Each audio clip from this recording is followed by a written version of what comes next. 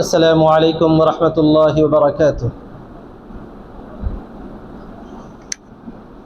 الحمد للہ والصلاة والسلام على رسول اللہ، اما بعد فقد قال اللہ تبارک وتعالی فی کلامہ المجید: اعوذ باللہ من الشیطان الرجیم، بسم اللہ الرحمن الرحیم۔ الہکم الہ واحد فالذین لا یؤمنون بالآخرة قلوبهم منکرة وهم مستکبرون۔ وقال تعالی: وإلہکم الہ واحد لا الہ الا هو الرحمن الرحیم۔ بزرگان محترم، عزیز دوستوں اور ساتھیوں، پیارے بچوں،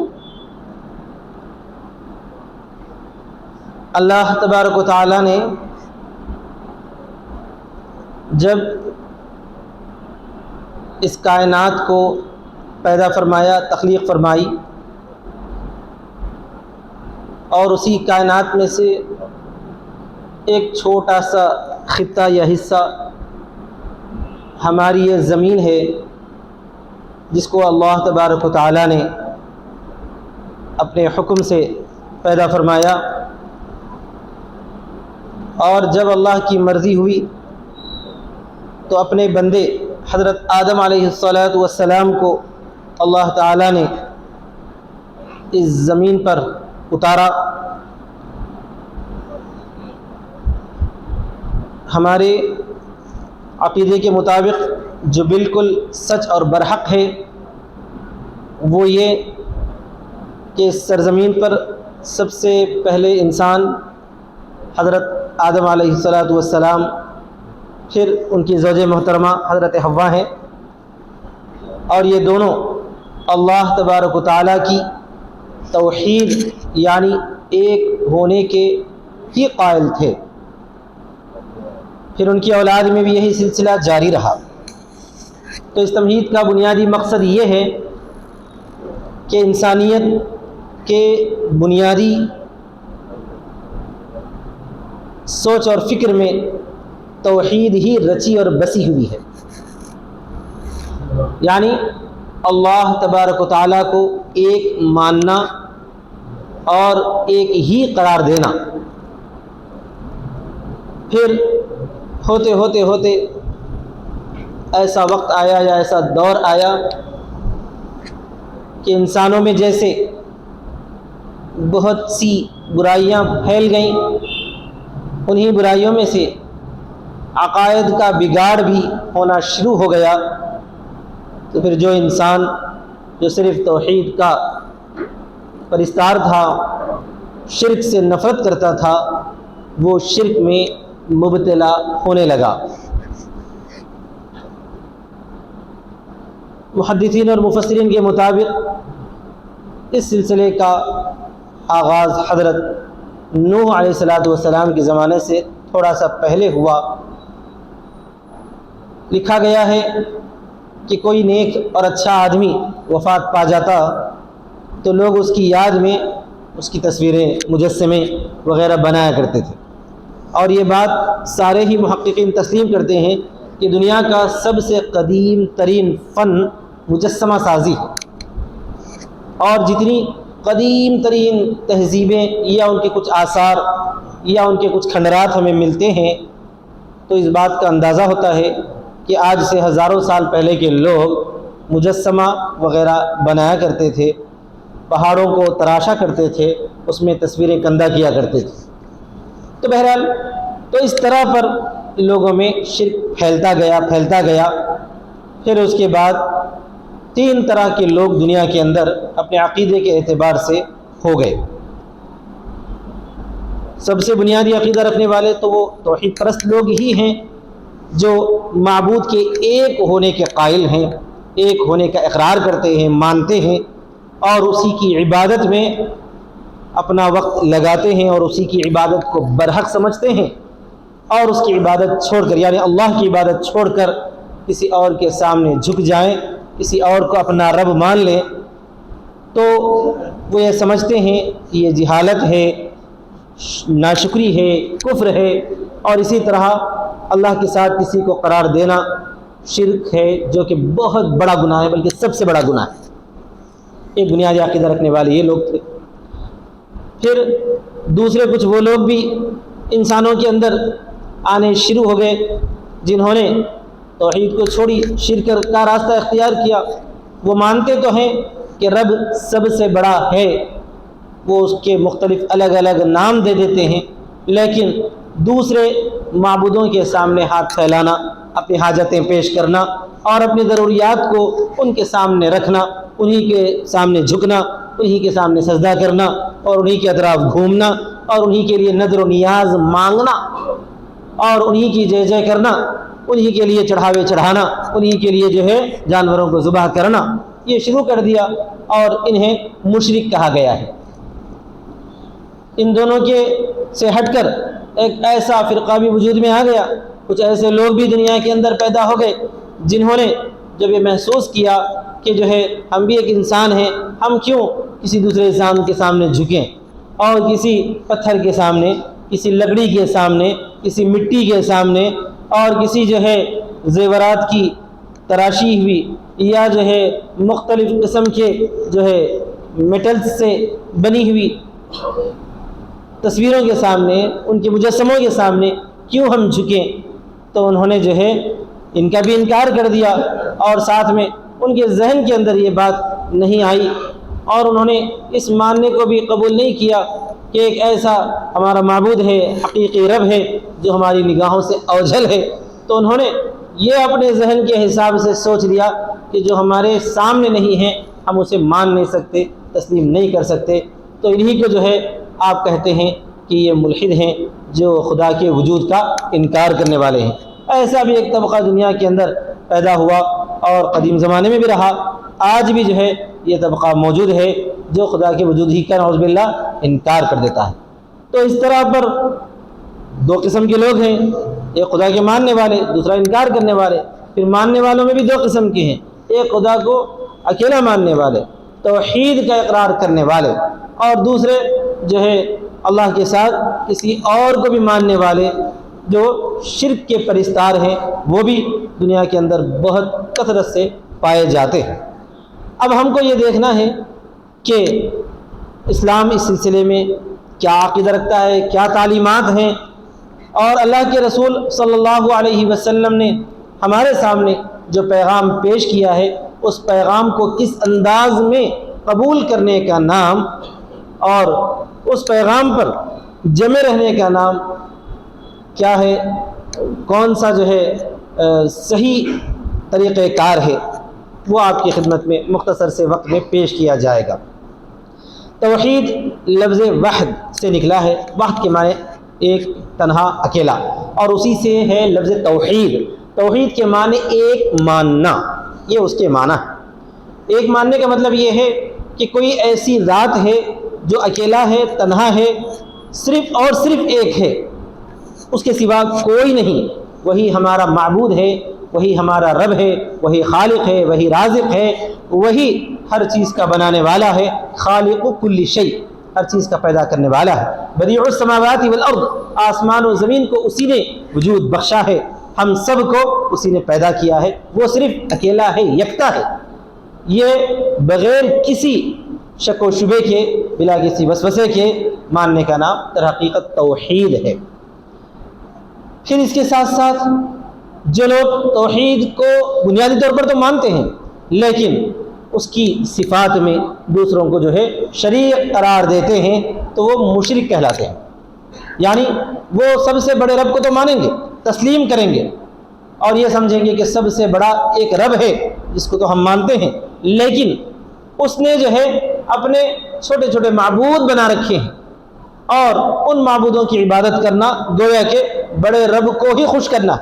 یا ان معبودوں سے بھی ہم مانگ سکتے ہیں، ان کے سامنے بھی اپنی حاجتیں پیش کر سکتے ہیں، ان کی بھی جو ہے ہم پرستش کر سکتے ہیں، ان کے سامنے بھی ہم ہاتھ پھیلا سکتے ہیں، ان کی پوجا اور اپاسنا کر سکتے ہیں،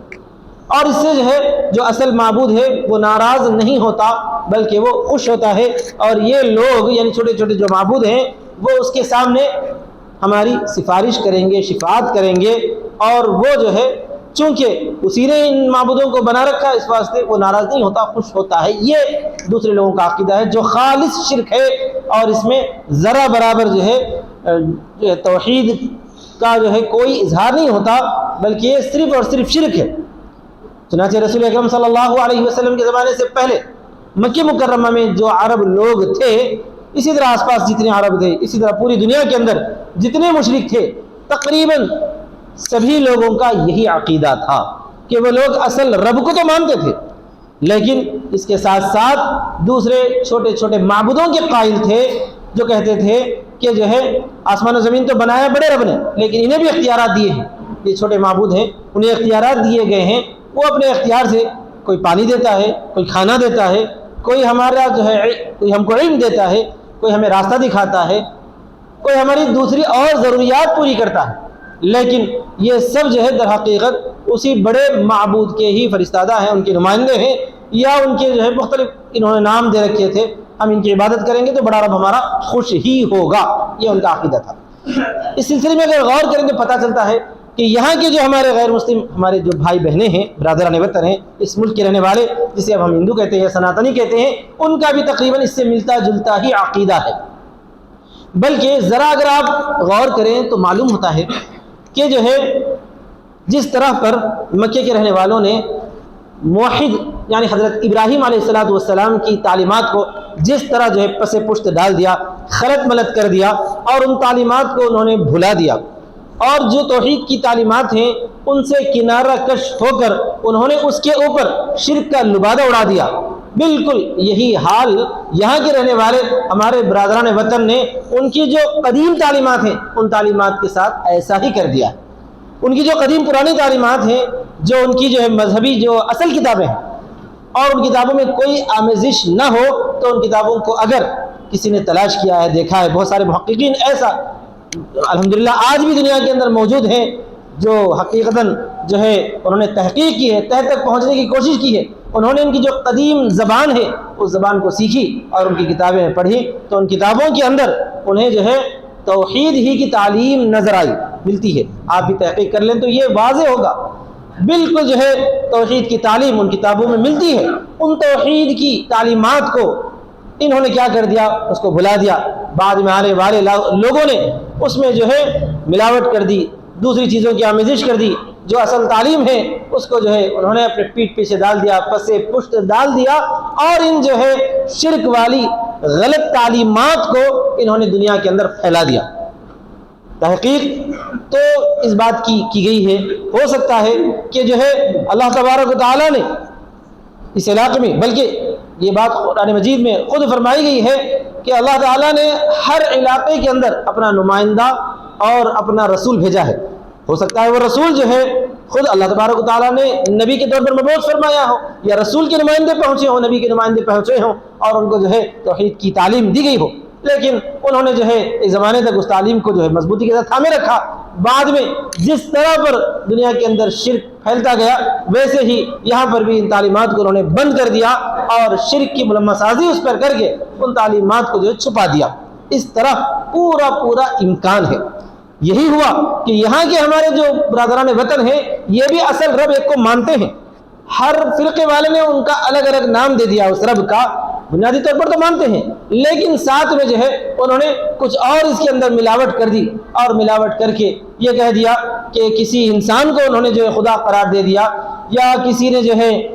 کسی جانور کو خدا قرار دے دیا، کسی نے کسی کو، ہر ایک کا اپنا اپنا الگ الگ خدا ہے، انہوں نے الگ الگ خدا قرار دے رکھا، اور جو اصل رب ہے وہ ایک ہی کو تسلیم کرتے ہیں۔ تو نبی صلی اللہ علیہ وسلم کے زمانے میں، آپ سے پہلے زمانے کے جس طرح کے مشرکین تھے، ویسے ہی ہمیں اب اپنی آنکھوں کے سامنے جو ہمارے بہن بھائی غفلت کی وجہ سے، جہالت کی وجہ سے شرک میں مبتلا ہیں، وہ بھی اسی طرح نظر آتے ہیں۔ تو بلکہ موجودہ دور اب ایسا آ چکا ہے کہ ایسے حالات ہمارے سامنے نظر آ رہے ہیں کہ وہ لوگ جو ہے شرک کو بہت ہی بڑھا چڑھا کر پیش کرنے کی کوشش کرتے ہیں، اور یہ سمجھتے ہیں کہ ہمارے کام بنانے والے اور ہمارے کارساز کرتا دھرتا فلاں اور فلاں کوئی جو ہے فلاں شخص تھے یا فلاں شخصیت تھی جو ہے اصل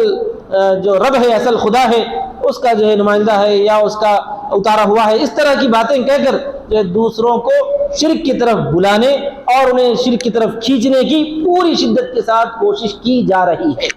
اب ایسے موقع پر ہماری کیا ذمہ داری ہے؟ میں اپنی ذمہ داری یا آپ سب کی ذمہ داری اس طور پر جو ہے محسوس کرتا ہوں اور سمجھتا ہوں کہ ہم جو ہے دو قسم کے کام کریں۔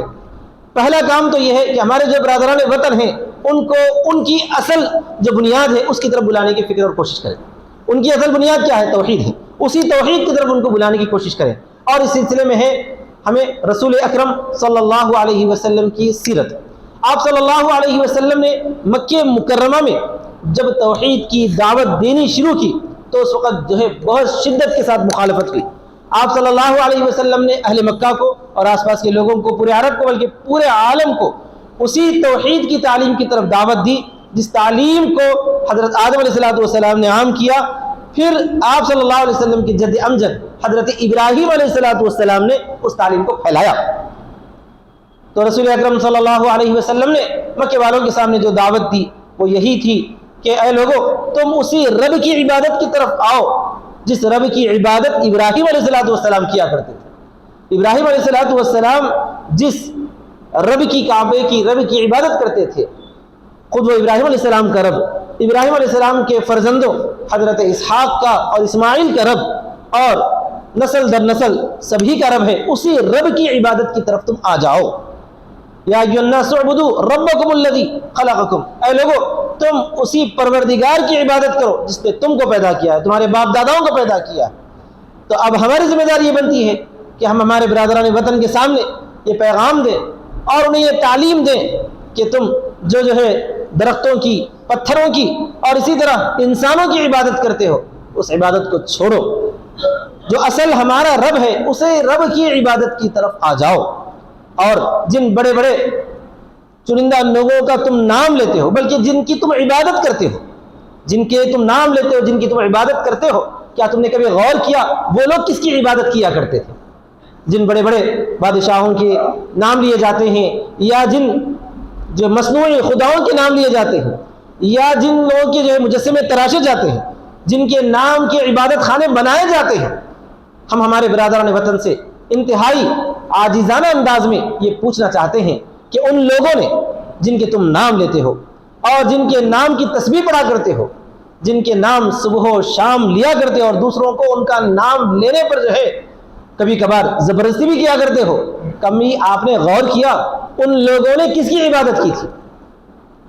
ہمارے جو برادران وطن ہیں، ہمارے غیر مسلم بھائی بہنیں ہیں، کبھی انہوں نے غور ہی نہیں کیا، بس دیکھا دیکھی ان کے باپ دادا جو کر رہے تھے وہی یہ لوگ کر رہے ہیں۔ اللہ تعالیٰ نے اسی کے بارے میں فرمایا ہے کہ جب ان سے پوچھا جائے تو وہ کہتے ہیں کہ ہم تو اسی پر عمل کریں گے جس پر ہم نے اپنے باپ دادا کو پایا ہے۔ اللہ تعالیٰ نے پوچھا ہے کہ اگر آپ کے باپ دادا کوئی غلط کام کرتے تھے تو کیا تم بھی بغیر علم کے، بغیر جانے بوجھے ایسے ہی غلط کام کرو گے؟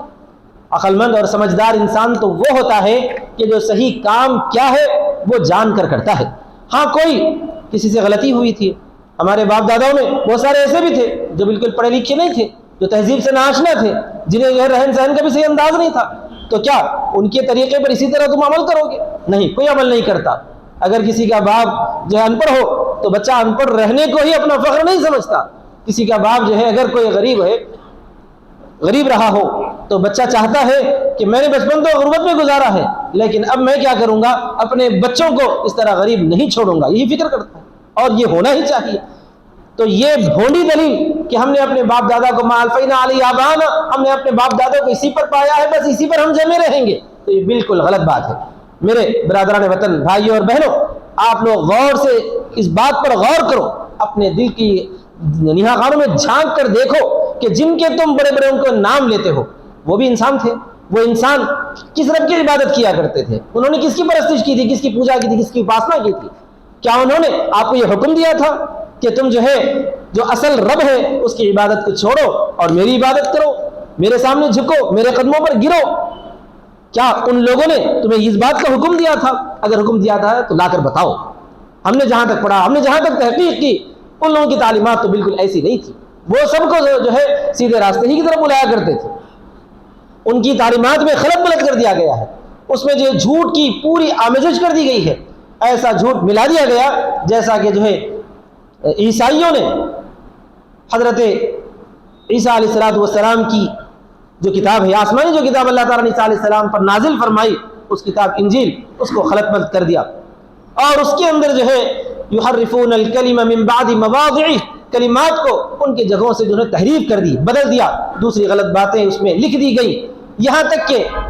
حضرت عیسیٰ علیہ السلام کو نعوذ باللہ خدا کا بیٹا قرار دیا گیا۔ اور اللہ تعالیٰ نے ارشاد فرمایا ہے کہ جنہوں نے اللہ تبارک و تعالیٰ کو بیٹا قرار دیا ہے انہوں نے کفر کیا ہے۔ لقد کفر الذین قالوا ان اللہ ثالث ثلاثہ، یقیناً وہ لوگ کفر میں پڑ چکے ہیں جنہوں نے کہہ دیا ہے کہ اللہ تبارک و تعالیٰ تین معبودوں کا ایک ہے۔ تو اس طرح پر عیسائی تین معبودوں کے قائل ہو کر کفر میں پڑ گئے ہیں، شرک میں مبتلا ہو گئے ہیں۔ اسی طرح یہود نے بھی اپنے احبار کو اور جو ہے بڑے لوگوں کو ایسا قرار دے رکھا کہ وہ جو چاہے وہ فیصلہ کر سکتے ہیں، جس کو چاہے حلال کر سکتے ہیں، جس کو چاہے حرام کر سکتے ہیں۔ اس حساب سے وہ لوگ جو ہے کفر میں پڑ گئے ہیں، انہوں نے عزیر علیہ السلام کو بھی اللہ کا بیٹا قرار دیا۔ اسی طرح ہمارے جو برادران وطن ہیں جو ہے شرک میں مبتلا ہیں، انہوں نے ان قدیم کتابوں کو نہ اٹھا کر دیکھا، نہ کھولا، نہ پڑھا، بلکہ عجیب بات یہ ہے کہ ان کے جو تھوڑا بہت پڑھے لکھے لوگ ہیں وہ چاہتے یہی ہیں۔ یعنی ہمارے برادران وطن سے میں ہمارے بھائی بہنوں سے خطاب کر کے کہنا چاہتا ہوں کہ آپ کو چاہیے کہ آپ اپنی کتابیں پڑھیں، آپ ویداس کو نکالیے، اپنشد کو پڑھیے، تو آپ کو پتہ چلے گا کہ اس کے اندر شرک کی تعلیمات بالکل نہیں ہیں، ان کے اندر تو خالص توحید کا پیغام ہے۔ اس پیغام کو آپ اختیار کیجئے۔ جنہوں نے ان کتابوں کو پڑھا، سمجھا اور ان کی اصل تعلیمات کی تہ تک پہنچنے کی کوشش کی، انہوں نے اس بات کا اقرار کیا کہ واقعتاً جن جو ہے پتھروں کی، جن لکڑیوں کی اور جن درختوں کی عبادت و پرستش کی جاتی ہے وہ سراسر جہالت پر مبنی ہے۔ بلکہ ہوا تو یہ کہ لوگوں نے اپنا غلام بنانے کے لیے، لوگوں نے انسانوں کو اپنا غلام بنانے کے لیے اپنی پرستش کروائی، اپنی عبادت کروائی۔ اگر وہ صرف یہ کہہ دیتے کہ تم آؤ میری عبادت کرو تو لوگ جو ہے ان کے اوپر جو ہے بالکل ناراض ہو جاتے اور ان کے خلاف کرتے۔ تو انہوں نے ایک عجیب جو ہے طریقہ اختیار کر لیا، گھڑ لیا کہ کسی پرانی بڑی شخصیت کی تصویر بنا دی، ان کا مجسمہ بنا دیا اور کہہ دیا کہ چلو ان کو تو یاد کیا کرتے تھے، اب انہی کے سامنے کھڑے ہو جاؤ، انہی سے مرادیں مانگو، انہی سے منتیں پیش کرو۔ تو لوگوں نے جو ہے اس کو الگ الگ طریقہ اختیار کر لیا اور یہ سمجھ لیا کہ ہم جس پتھر کی یا جس مورت کی یا جس چیز کی ہم عبادت کر رہے ہیں وہ جو ہے در حقیقت وہاں پر جو ہے خدا اتر آیا ہے اور جو ہے ہم اسی سے خدا سے نعوذ باللہ مانگ رہے ہیں۔ یہ کہتے ہوئے لوگ شرک پہ اور بت پرستی میں مبتلا ہو گئے، پڑ گئے۔ بزرگوں اور دوستو، اس بات کی وضاحت ہمیں چاہیے، ہمارا فریضہ ہے کہ ہم ہمارے برادران وطن کے سامنے رکھ دیں۔ جب یہ بات کہی جاتی ہے تو ہم لوگ گھبرا جاتے ہیں، ڈر جاتے ہیں کہ بھائی ہم اپنے غیر مسلم بھائی بہنوں سے کیسے بات کہیں گے، کہتے ہی وہ بگڑ جائیں گے، ناراض ہو جائیں گے اور وہ کہیں گے کہ تو جو ہے غلط بات پیش کر رہا ہے۔ اس میں ناراضی بگڑنے کی کوئی بات نہیں ہے۔ ہم عمدہ اخلاق سے بہترین انداز میں نبی اکرم صلی اللہ علیہ وسلم کی سیرت کے مطابق اگر ہم ان کے سامنے پیغام پیش کریں گے، ہم ان کو ان کی کتابوں سے دور کرنا نہیں چاہیں گے، بلکہ ان کو یہ کہیں گے کہ آپ کی جو پرانی کتابیں ہیں، قدیم مذہبی تعلیمات ہیں، ان تعلیمات کو ان کی اصل زبان میں سمجھنے کی کوشش کرو، یا جو ہے اس کی قدیم جو تعلیم ہے اس تعلیم تک پہنچو۔ آپ اٹھا کر دیکھ لیجئے کیا اس میں کسی مجسمے کی، کیا اسی انسان کی بنی ہوئی مورت کی عبادت کی اجازت ہے؟ بالکل اجازت نہیں ہے۔ آپ ان کتابوں کو آپ پڑھیے، ہمارے برادران وطن کو، ہمارے غیر مسلم بھائی بہنوں کو پڑھنے کے لیے بولیے۔ وہ لوگ جب پڑھیں گے تو چند دنوں ہی کے اندر تحقیق کی تک پہنچیں گے تو وہ لوگ اس بات کو مان لیں گے کہ واقعتاً ان مجسموں کی عبادت کی اس میں کوئی اجازت نہیں ملتی۔ چنانچہ ہمارے غیر مسلم بھائی بہنوں میں بھی ایسا ایک فرقہ ہے جو ہے ان معبودان باطلہ کی پرستش سے انکار کرتا ہے، لیکن اس کے باوجود وہ لوگ بھی جو کچھ اور تحریفات پر عمل کر کے شرک میں مبتلا ہیں، بت پرستی کے اندر مبتلا ہے۔ اس بات کا پیغام دینا ہمارا فریضہ بنتا ہے، ہماری ذمہ داری بنتی ہے۔ اگر وہ لوگ ناراض ہو جائیں گے، اس ڈر اور خوف سے ہم پیغام کو چھپائیں گے تو یہ وہی غلطی ہے جو ہمارے پروج نے، ہمارے باپ داداؤں نے پچھلے 1000 سال سے کری ہے۔ اسی غلطی کو ہم دہرانے والے بن جائیں گے۔ کسی کے ڈرانے سے، دھمکانے سے یا کسی کے ناراض ہونے سے ہمیں کوئی مطلب نہیں ہے۔ حق کا پیغام پہنچانا اور پورے اخلاص کے ساتھ، محبت کے ساتھ، نرمی کے ساتھ، ہمدردی کے ساتھ یہ پیغام پہنچانا ہمارا فریضہ ہے۔ اور رسول اکرم صلی اللہ علیہ وسلم کی سیرت ہمارے لیے رہنما ہے کہ آپ صلی اللہ علیہ وسلم نے جب دعوت دی تو آپ کے ساتھ کتنے افراد تھے؟ آپ اکیلے تھے، تنہا تھے۔ آپ نے شرک کے گڑھ میں توحید کا نعرہ بلند کیا تھا۔ وہ کعبۃ اللہ جو حضرت ابراہیم علیہ السلام نے صرف اللہ کی عبادت کے لیے بنایا تھا، اس کعبے کے اندر کتنے بت تھے؟ ایک نہیں، دو نہیں، کم از کم 360 بت رکھے گئے تھے۔ اسی مقام پر ٹھہر کر میرے حبیب صلی اللہ علیہ وسلم نے توحید کا نعرہ بلند کیا تھا اور یوں کہا تھا الہکم الہ واحد، تمہارا معبود تو صرف ایک ہے، دوسرے کوئی نہیں، نہ لات ہے، نہ ہبل ہے، نہ منات ہے، نہ عزا ہے، نہ کچھ ہے، نہ کیا ہے۔ بلکہ مفسرین یہاں تک لکھتے ہیں کہ عزا عزیز کی بدلی ہوئی شکل تھی، عزیز کو بدل کر انہوں نے عزا بنا لیا تھا، اور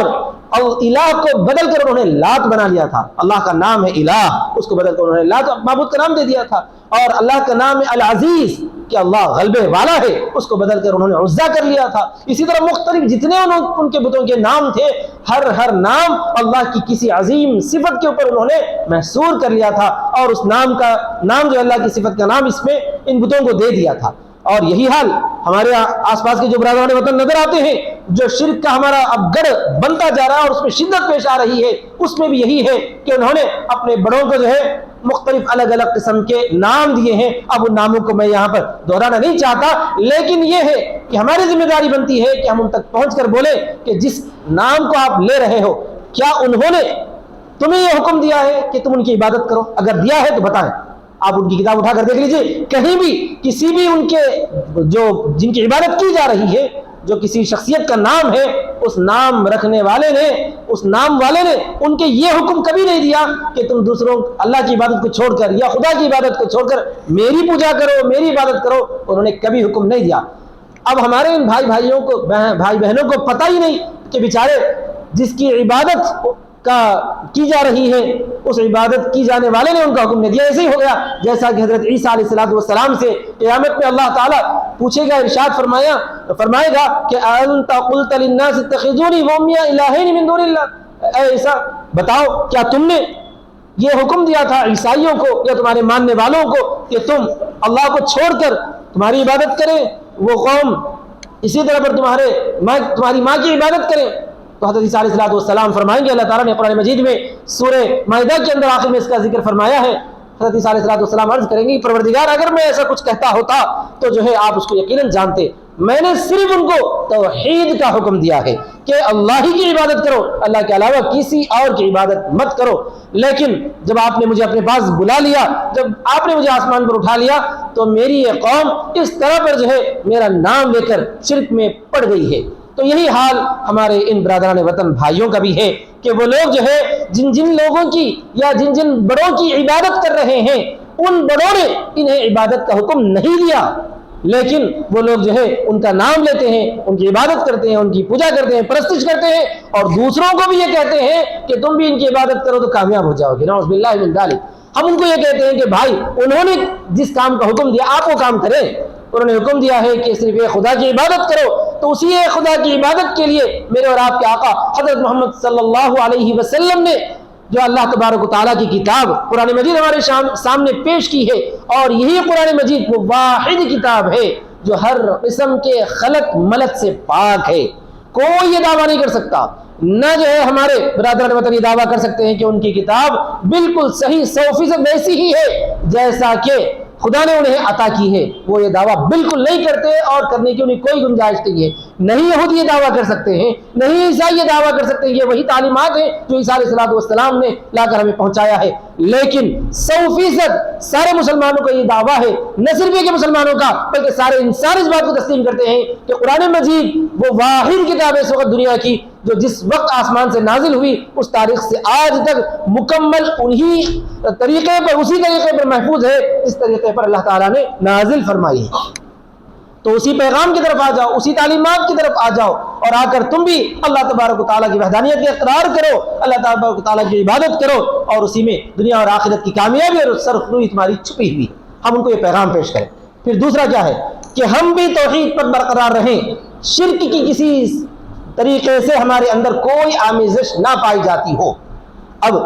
موجودہ دور اتنا جو ہے شرک اور بت پرستی کا جو ہے پھیلایا جا رہا ہے،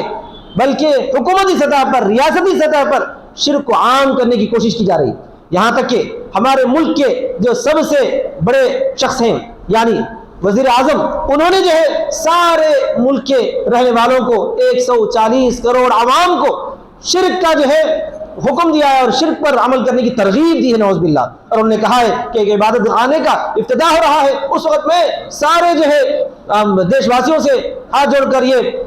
درخواست کرتا ہوں کہ تم جو ہے فلاں تاریخ کو جو ہے چراغ جلاؤ اور یہ کرو وہ کرو. یعنی کھلم کھلا وہ سارے انسانوں کو، اس ملک میں بسنے والے سارے انسانوں کو یہ کہہ رہے ہیں کہ تم جو ہے شرک اور بت پرستی پر عمل کرو اور ہماری ساتھ داری دو. یاد رکھو مسلمانوں، شرک کسی بھی طرح ہرگز قابل قبول نہیں ہے. ہم انہیں یہ دعوت دیتے ہیں، پیغام پیش کرتے ہیں کہ آپ یہ چھوڑو، آپ جن کے نام کا عبادت خانہ بنا رہے ہو، جو کہ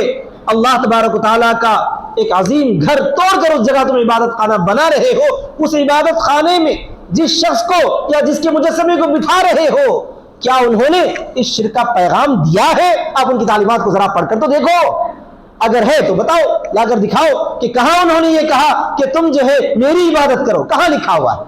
انہوں نے تو ہرگز نہیں کہا. ان کی تعلیمات میں کبھی نہیں ملتا کہ انہوں نے لوگوں کو اپنے پیغام کی، اپنی عبادت کی طرف بلایا ہو. جس طرح میرے حبیب حضرت محمد صلی اللہ علیہ وسلم نے سارے انسانوں کو اللہ کی عبادت کی طرف بلایا، اسی طرح کسی بھی زمانے کے اچھے آدمی نے اپنی عبادت کی طرف کبھی بھی نہیں بلایا ہے. دنیا کے اندر کوئی اس بات کو نہیں مانتا، نہیں تسلیم کرتا. تو جب انہوں نے آپ سب کو ان کی عبادت کی طرف نہیں بلایا جن کے نام کی تم عبادت کرتے ہو اور ان کے نام کا جو عبادت خانہ بنا رہے ہو، تو میں تم سے درخواست پیش کرتا ہوں کہ تم بھی ان کی تعلیمات پر عمل کرو، ان کی تعلیمات پر عمل کرو، ان کا عبادت خانہ بنا کر ان کی عبادت کر کے لوگوں کو جو گمراہی کی دلدل میں مت جھونکو. اور آپ سب کو یعنی تمام مسلمانوں کو میں پیغام پیش کرنا چاہتا ہوں کہ اس طرح پر کسی بھی طرح شرک کی تعاون کرنے کی کوئی اجازت نہیں ہے. اللہ تبارک و تعالیٰ نے ہم سب کو اسلام والا بنایا ہے. من کفر باللہ من بعد ایمانی،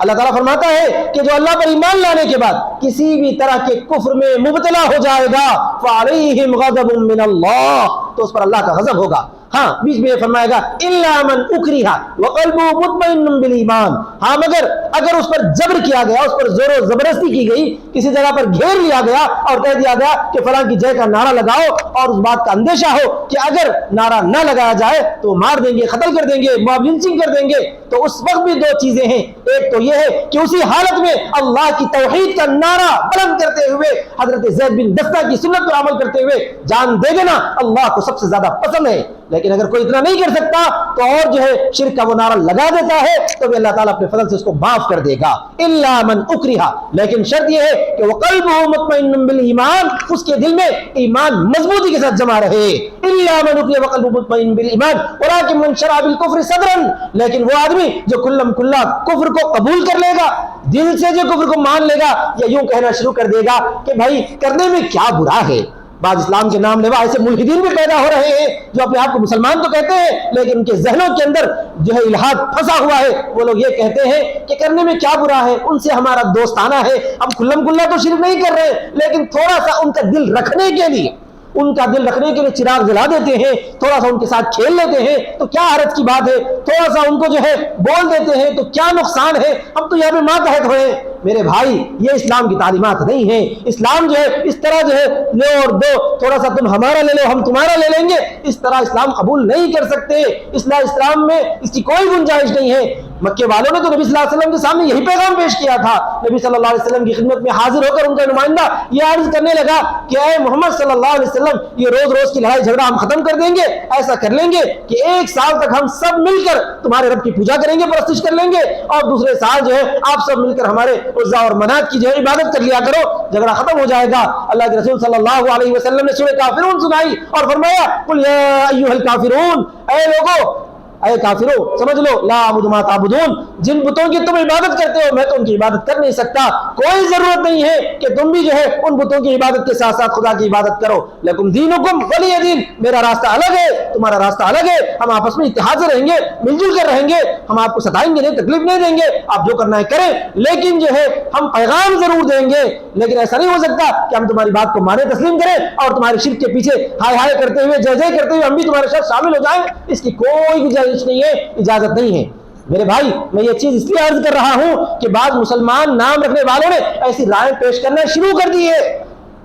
اور یہ کہنے لگے کہ جو ہے وہ بڑا بڑی شخصیت تھے، کوئی حرج کی بات نہیں ہے، وہ تو سپریم کورٹ کا فیصلہ ہو گیا، ہم ان سے کیوں دشمنی مول لیں؟ کوئی دشمنی نہیں ہے، سپریم کورٹ کا فیصلہ ہو گیا، آپ بڑے ہمیں شوق سے بنا رہے، ہم نے تو روکا نہیں آ کر، لیکن ساتھ میں یہ کہنا کہ تم بھی ہمارے ساتھ شامل ہو جاؤ، تم بھی چراغ لگاؤ، تم بھی جے جے کا نعرہ لگاؤ، تو اس بات کا قطعاً کوئی امکان نہیں ہے۔ مجاہد یہاں ٹھہر کر یہ کہہ رہا ہے کہ ایسا ہو ہی نہیں سکتا کہ جو ہے کسی بھی طرح کی شرک میں کسی بھی طرح سے شمولیت اختیار کی جائے۔ ہاں یہ ضرور ہے کہ اگر کوئی اس طرح پر جلوس نکلے گا، کوئی گڑبڑ ہوگی، کوئی آوازیں پکارے ہوں گے، کچھ بھی ہوگا تو ہم خاموش رہیں گے، کسی سے کوئی چھیڑ چھاڑ نہ ہو، چاہے وہ کچھ بھی کر لیں، لیکن ہم جو ہے ان کے نہ اس میں شامل ہوں گے، نہ جو ہے کسی پر کوئی اعتراض کریں گے، ہم اپنی جگہ خاموشی کے ساتھ رہیں گے اور توحید کا